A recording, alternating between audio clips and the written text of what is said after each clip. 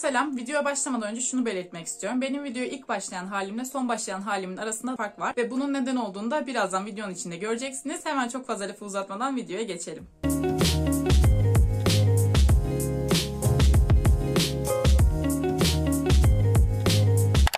Hepinize selam arkadaşlar. Ben Ekin. Normalde Avrupa'da yaşam ve eğitimle ilgili olarak videolar çekiyorum. Ama bugünkü videonun konusu bu olmayacak. Çünkü dünyanın neresinde olursak olalım şu anda aslında evin içindeyiz. Ve aslında bu seneye kadar bu alışık olduğumuz bir durum bile değildi. Bu yıl geçirdiğimiz zaman kadar hiç kimse evde vakit geçirmemiştir. Tabii ki hal böyle olunca adaptasyon sürecine girdik. Ne yapacağız, ne edeceğiz bilemiyoruz. Ben de kendi verimliliğimi nasıl arttırıyorum evin içindeyken, nasıl modumu arttırıyorum, nasıl mutlu kalabiliyorum, pozitif kalabiliyorum ki olmadığı çok zamanda oluyor. Ama bunları nasıl yapabiliyorum birazcık aktarmak istiyorum sizlere. Şimdi ben böyle bir video çekmeye karar verdim. Neden? Çünkü böyle yabancı YouTuber'ların videolarını izliyordum. İşte evde nasıl verimli olunur diye. Hepsinde şöyle bir madde var. İşte yapılacaklar listesi hazırlayın, to-do list hazırlayın. Ve abi yani o listenin içerisine yazdıkları şey işte kalk, kahvaltını yap, dişini fırçala, yatağını yap. Yani bunları tabii ki biliyoruz. Yani bunlarla ilgili bir liste yapmak neden bu kadar önemli? Ben onu çözebilmiş değilim. Şöyle bir şey var. Hani insanlar onun üstüne çizik attıkça gerçekten mutlu oluyorlar. Bazı insanlar belki gerçekten çok fazla planlamak istiyorlar hayatlarını. Ama yani ben öyle bir insan değilim ve hayatta da bu konuda yalnız değilimdir inşallah. Yani öyle olmadığını düşünüyorum. Üniversite zamanında çalışmaya çalışırken şöyle oluyordu. Öncesinde bir plan yapıyorum mesela ama böyle işte şu sayfaları çalışacağım, şunlara işte bakacağım, şu ödevin şu şeyine bakacağım falan derken yani ben o planlamanın içinde kayboluyordum. Yani o planlama kısmında bile o kadar zaman geçiriyordum ki zaten hani şu kadar bir motivasyonum var. Yani çünkü ya kim çok sever ki ders çalışmayı? Yani hani konuyu sevsen bile neden hani onun üstüne böyle çalışıp da böyle bir sınava hazırlanmayı seversin? Tabii ki kimse çok fazla sevmez. O yüzden yani zaten motivasyon azken o planlamanın içinde kayboluyordum ben. Böyle yapmamak lazım. Hani sonrasında fark ettim ki abi otur yani zaten kafanda çalışman gereken şeyler bellidir değil mi yani? Onlara otur çalış ya da bir gün içinde yapman gereken şeyleri böyle tamamen listelemen gerekmiyor. Bir şeyleri yapmaya başla. Bence önemli olan o. Yani bu planlama kısmında çok fazla kaybolmamak lazım. Sen bir şeyleri yapmaya başla. Zaten gerisi geliyor. Bir de yani ben mesela yapılacaklar listesini günün başında yapmıyorum. Bence en mantıklısı şöyle ki insanı daha mutlu ediyor. Bu böyle günün sonunda neleri yaptım diye böyle bakıyorum. Ve yani gerçekten o liste aslında bomboş olduğu için ben üstüne ne eklediysem güzel bir liste olmuş oluyor. Yani üstüne bir şey eklemiş oluyorum. Çünkü öbür türlü ben o yapılacaklar listesine tabii ki insan kendinden kötü böyle az bir şey beklemez değil mi? Performans olarak şunu yapacağım bunu yapacağım diye yazıyordum. Sonra o listeyi çizemeyince insan ayrı sinir oluyor. O yüzden bence öyle bir liste işlerine falan girmeyin. Acayip de planlamanıza gerek yok. Yani ne yapacağınız az çok belli. Gidin ve yapmaya başlayın. Ne yapsanız kârdır. Yani ilk söyleyeceğim şey bu. Bakın arkadaşlar sabahtan beri düşünüyorum nasıl video çekeceğim, nasıl başlayacağım, şunlardan konuşsam falan diye. Ama dedim ki artık yeter bu videoya başlıyorum. Sonrasında yani bir anda gerçekten yapabileceğimi gördüm. Bir ara verdim. Bir muzlu pankek yedim demin. Üstüne gittim bir rimel sürdüm. Bir kazak falan giydim. Gerçekten demeye çalıştığım şey bu. Planlamada kaybolmayın abi. Direkt başlayın bir şeyleri yapmaya. Bunu da belirtmek istedim. Şimdi geldik ikinci maddemize. Bakın ses tonum bile değişti. Ben de böyle oluyor. Gerçekten çok öneriyorum. Planlamadan direkt başlayın hayatınıza. Evet şimdi geldik diğer maddeye. İkinci maddeye geldik. Sosyal medya arkadaşlar. Hepimizin gerçekten bayağı böyle zaman harcadığı bir şey. Instagram, Twitter, Facebook bilmiyorum. Facebook da çok şey değil artık da neyse kullanan da var onu. Şimdi arkadaşlar Instagram'da mesela bazı sayfalar var. Bunu hepimiz kullanıyoruz. İnsanlar hani arkadaşlarına bir şeyler atıyor. Bir post atıyoruz şu bu filan. Bu sayfaların 5 tanesini takip ediyoruz diyelim. Şimdi bu sayfalar günde kaç tane post atıyorlar. Bir de böyle araya saçma sapan reklamlar sokuyorlar. Onları filan görüyorsun. Yani o Instagram'a bir girdiysen yandın. Onun içinden çıkış olmuyor. Bak. Tam komikler, güzeller, hoş şeyler var. Zaten sen sevdiğin şeyleri takip ediyorsun. Ama onlara baka orada gereksiz bir vakit kaybı. Zaten Instagram'da activity kısmı var zaten. Oradan bakıyorsunuz. Abi 4 saat falan geçirdiğimi biliyorum ben. Ne kadar anlamsız yani neden öyle bir vakit geçiriyordum diye kendime soruyorum. Siz bir şeye odaklanmak istiyorsanız çok fazla zaman alıyor sizden. Yani gidin ben onların gerçekten bütün o sayfaları sildim. Şu anda Instagram'da yani içine giriyorum ama bakacak bir şey yok. Sadece hani gerçekten tanıdığım insanların şeyleri falan kaldı. Bir de çok az böyle inspiring şeyleri falan takip ediyorum oradan, böyle küçük şeyler olsun diye. Ama gereksiz sayfaları hayatınızdan çıkarın. Çok bir problem yaşamıyorsunuz onlar çıktıktan sonra. Hatta daha güzel oluyor. Gerçekten o vakitte, yani ona harcadığınız vakitte yapacak çok daha fazla şey var. Gidin onları hayatınızdan bir çıkarın, bir salın onları. Evet, şimdi geldik başka önemli bir maddeye. Atatürk ne demiş? Sağlam kafa sağlam vücutta bulunur. Bu ne demek? Yani biz ne yapmalıyız? Biz gerçekten fiziksel sağlığımıza dikkat etmeliyiz. Sporumuzu yapmalıyız. Bana bugüne kadar derlerdi. Git spor yap, şunu yap, bunu yap. Ben ergenlik yıllarımdan itibaren bir boyum uzamıştı filan. Gerçekten çok fazla bir spor yapma ihtiyacı hissetmemiştim. Birazcık yapıyordum filan ama çok fazla değildi. Ama burada şöyle bir olay var. Yani siz mesela kilo almasanız bile, zayıf olsanız bile, yani bu siz sağlıklısınız anlamına gelmiyor. Bu spor yapmakla edinilen sağlık ve o içindeki hissiyat çok başka bir şeymiş. Ben bunu çok yakın zamanda anladım. Bu da nasıl oldu? Ben mesela bir kaza geçirmiştim. Ondan sonra yürüyemedim. Yürüyemeyince ne yaptım? Zaten evdesin, karantina falan derken kendimi yemeğe verdim. Gerçekten 3 öğün kafamda sürekli ne yiyeceğim falan vardı. Ve deli gibi yedim. Ve artık yani en son öyle bir noktaya gelmiştim ki böyle hem çok fazla sağlıklı yemediğimde oluyordu. Yani bu da ayrı bir nokta, birazdan bahsedeceğim. Ve ben buraya döndüğümde gerçekten hayatımda görmediğim bir kiloyla döndüm. 73 kiloya dayanmıştım ki benim normal kilom 63 civarı. Yani 10 kilo falan almıştım. Havaalanında indim, yani döndüğümde annem beni tanımadı. Yani o kadar, o derece söyleyeyim. Çok fazla gerçekten kilo almıştım. Sonrasında dedim ki artık spor yapmanın vakti gelmiş.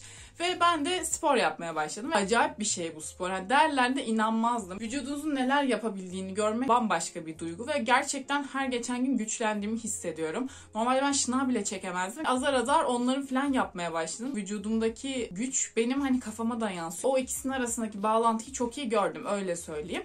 Bunun dışında tabii ki sağlıklı yemek de çok önemli bir şey. Ben yine İspanya'dayken deli gibi fast food yiyordum. Pizzası, hamburgeri falan, artık en sonlara doğru son kez yiyorum falan diye çok yemeye başlamıştım. Acayip bir fast food şeyine girdim ve böyle ya tiksiniyorum artık yani şu onları gördükçe. Yani siz öyle bir durumda olmasanız bile tercih edilmemesi gereken bir şey bu. Sağlıklı yemek yemenin ayrı bir tadı var. Sağlıklı tarifler falan da gayet lezzetli. Demin yediğim pankekte unlu pankek, yulaf unu ve muzla yapılan versiyonu. Hani bu süper sağlıklı mı bilmiyorum. Diyetisyen falan değilim. Ama yani sonuç olarak küçük değişimleri falan yaptığınızda, sağlıklı yemek yediğinizde insanın yani kafası çalışmaya başlıyor.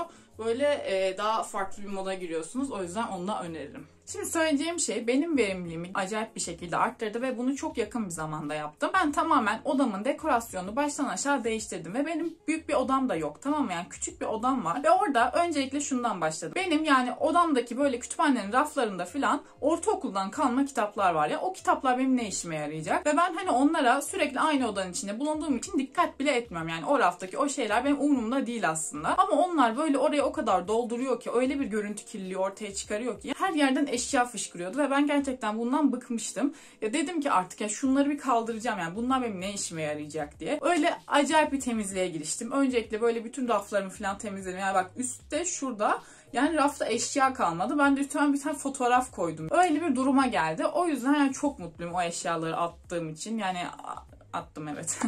Attığım için çok mutluyum yani.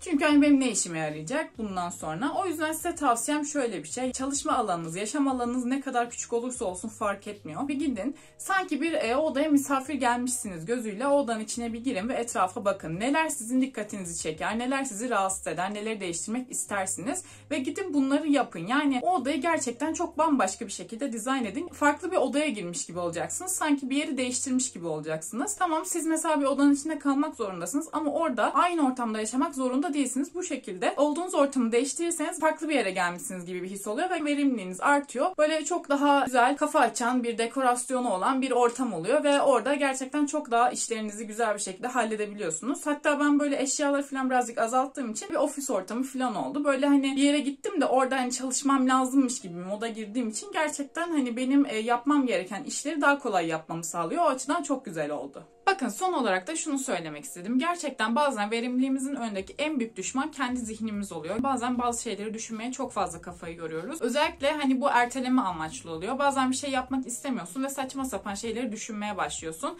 Birincisi şunu söyleyeyim. Şu anda senin kafanda olan bu saçma düşüncelerin çoğu gelecekte bir yıl sonra falan baktığında diyeceksin ki ben bunları mı düşünmüşüm? Yani o yüzden böyle gerçekten değerli şeylere kafa yor. Değersiz şeyleri böyle sırf bir şeyleri ertelemek için onlarla uğraşma. Yani onlar çok gereksiz şeyler. Kendi zihnini birazcık kontrol etmeye çalış. Bu tabii ki çok kolay olmuyor. Ki aslında hani ben de böyle diyorum ama yapabildiğim hep oluyor mu? Olmuyor. Ya bu hani insan beyninin bir şeyi ama değiştirmeye çalışabiliriz. Ya çünkü bu gerçekten insanı etkiliyor. Ben eskiden çok daha fazla şeylere kafa yoruyordum. Çok anlamsız ama şu anda biliyorum ki yani gerçekten çok önemli değil ve ben aslında sadece o işten kaytarmak için bunları düşünüyorum. O yüzden bu şekilde birazcık beyninizi güzel kullanmaya çalışın. Bunun dışında şunu söyleyeyim. Bir de en çok böyle beni alıp böyle yapmam gereken şeylerden götüren şu, hani gelecekte ne olacak? Özellikle şu an içinde bulunduğumuz durumda gelecekte ne olacağı ile ilgili hiçbir şey bilmiyoruz ve gerçekten bu bazen hani korkunç oluyor. Yani ne yapacağız? Ne zaman biz gerçekten normal bir hayata döneceğiz? Dönebilecek miyiz? Böyle şeyler çok fazla kafamızda oluyor. Yani ama burada şöyle bir şey var, yani gerçekten burada hiçbir şey yok elimizden gelebilecek. Sadece oturup hani süreci biraz daha kolaylaştırmaya çalışıyoruz dışarı çıkmayarak, ama bunun dışında gerçekten yapılabilecek hiçbir şey yok. Çok fazla bunları düşünüp de şu anı da bu kadar bozmamak lazım. Bence birazcık daha özellikle bu süreçte anda kalmak lazım. Ama bu sadece koronayla da alakalı değil. Yani mesela hepimizin koronadan önce bazı planları vardı. Ben gittim mesela İspanya'ya okumak için gitmiştim. Asıl amacım da orada kalmak, iş bulmaktı. Mesela korona olmasa oradaki iş imkanları çok daha fazla olacaktı ve o zaman belki de gidip bulabilecektim. Ya benim planlarımda böyle bir şey var mıydı? Asla yoktu. Ve tabii ki hani bir pandeminin olacağını da hiç kimse tahmin edemiyor. O yüzden yani böyle şeyler, yani gelecek gerçekten elimizde hiç olmayan bir şey ve biz ne kadar bir şeyleri yapmaya çalışsak da o gelecekte bazı şeyler oluyor ki yani boom, bir anda bir şeyler değişmiş oluyor. Siz hayatta bir plan yaparken hayatta sizin için bir planlar yapıyor. Evet, böyle bir söz vardı. Ya aynen bu şekilde doğru olduğunu düşünüyorum ben bunun. Yani o yüzden bir işiniz varsa güzelce oturun. Onu çok fazla kafanızdaki kötü düşünceleri ortadan kaldırmaya çalışın. Çok düşünmeyin. Bir de ben en son şöyle bir şey yaşadım. Gerçekten ben böyle kötü bir şey düşündükçe daha çok kötü bir şeyler düşünmeye başlıyorum. Bunu bana annem de söyledi. Yani böyle öyle bir olay var yani. Bizim ailede böyle bir şey var. Sizde var mı bilmiyorum ama böyle bir şeyleri, kötü bir şeyleri düşünmeye başladıkça kötüyü çağrıştırıyor gerçekten. O yüzden gerçekten pozitif düşünmek, anda kalabilmek, birazcık elimizde olan şeyleri yapmaya çalışmak en mantıklısı bence. Verimli olabilmek için gerçekten şu anı daha çok düşünün. Özellikle bu dönemde benim tavsiyem bu şekilde. Evet, 3 saniyelik zaman diliminde aklıma aslında söylemem gereken başka bir şey daha geldi. O yüzden başka bir maddemiz daha var. Gerçekten yapmanız gereken bazı işler oluyor günlük hayatınız içerisinde ama bir hobi edinmek, başka bir aktivitenizin olması çok önemli bir şey. Ben mesela şu anda İspanyolca öğrenmeye çalışıyorum. Gerçekten hani ona zaman harcıyorum. Ki zaten bir şey zaman harcarsanız güzel şeyler oluyor. Bunun dışında işte ne yapıyorum? YouTube'a falan başladım. Yani ben 8 yıldır falan YouTube'a girsem diye düşünüyorum. Yani o kadar zamandan beri olan bir şeydi, istediğim bir şeydi ve bunu yaptım. Gerçekten bu beni çok mutlu ediyor. Gerçekten destek olan da çok fazla insan var, hiç beklemediğim kadar. Çok teşekkür ediyorum buradan herkese. Ama yani onun dışında bir resim yaparsınız, bir şey çizersiniz. Hobilere zaman ayırmak çok önemli bir şey. Kafanızı böyle bir anda böyle temizliyor, çok refresh atıyor yani kafanıza. Gerçekten hoş oluyor. Bunun dışında şöyle bir şey var. Mesela bir yere siz çalışmanız gerekiyor ya. Bazen siz orada oturuyorsunuz. Uf hayır abi oturacağım yani. Çünkü içeri gitseniz o zaman da içinizde bir vicdan azabı oluyor. Neden dersin başından kalktım, neden işin başından kalktım diye. Ama bu yani mantıksız bir şey değil aslında sizin içeriye gitmeniz. Çünkü kafanızı gerçekten tazelemeniz lazım. Bir yerden sonra gerçekten o aldığınız ek verimlilik düşmeye başlıyor. O yüzden o andan itibaren aslında farklı bir şekilde kafanızı bir değiştirmeniz gerekiyor. Bu da nasıl olabilir? Bir hobiniz varsa hani gidersiniz araya onu koyarsınız. Bir şey yaparsınız. Ya sürekli yani bir şeyin üstünde oturmak güzel bir şeyler yapıyor anlamına gelmiyor.